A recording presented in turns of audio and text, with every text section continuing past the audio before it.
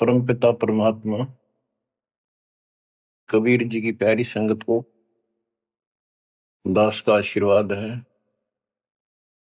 परमात्मा आपकी लगन अटल लगावे, इस गंदे लोक का दुख आपको याद रहे, अपने घर जाने की तड़प आप में विशेष बढ़े। एक बात तो आपको याद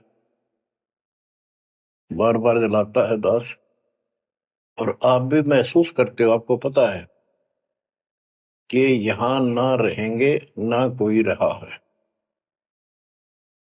तो फिर बीच का जो समय अपना है, मानव जीवन जो मिला है, ये भक्ति के लिए, मोक्ष के लिए, शुभ कर्म करने के लिए प्राप्त होता है। ये कितना समय है आपके पास? 10-12 साल तक तो अब बहुत बच्चा होता है, 15 तक, 16 तक।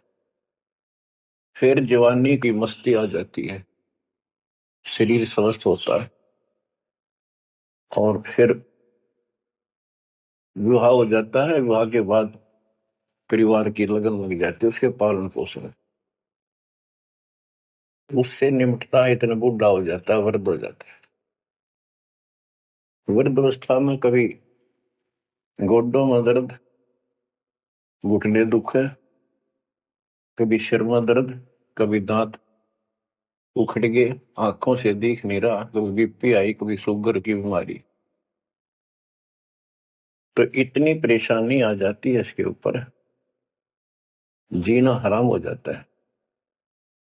तो इतने से काम को आप देख लीजिए, प्रोसेस इसका, यदि मोक्ष नहीं हुआ, पूरा सतगुरु नहीं मिला, तो फिर अगले जन्म में क्या होगा?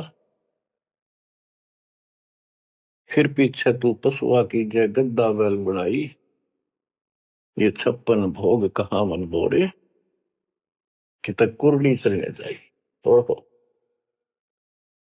बच्चों, हम जिस सुख को सुख मानते हैं, हम चाहते हैं धन हो, मंत्री बने, मुख्यमंत्री बने, बस हमारी महिमा हो, यश हो। ये कहने से, सुनने से, कल्पना से कुछ नहीं होता। ये पिछले पूर्व जन्म के तप धर्म कर्मों से प्राप्ति होती है। इस जन्म में यदि शुभ कर्म नहीं किए, अच्छे कर्म नहीं किए, फिर वहीं के वहीं रह जाएंगे, यानी कोई शुभ कर्म बनेगा नहीं। अगले जन्म में फिर कुत्ते की नहीं पाएगा, आज चाहे कोई किसी देश का राष्ट्रपति है।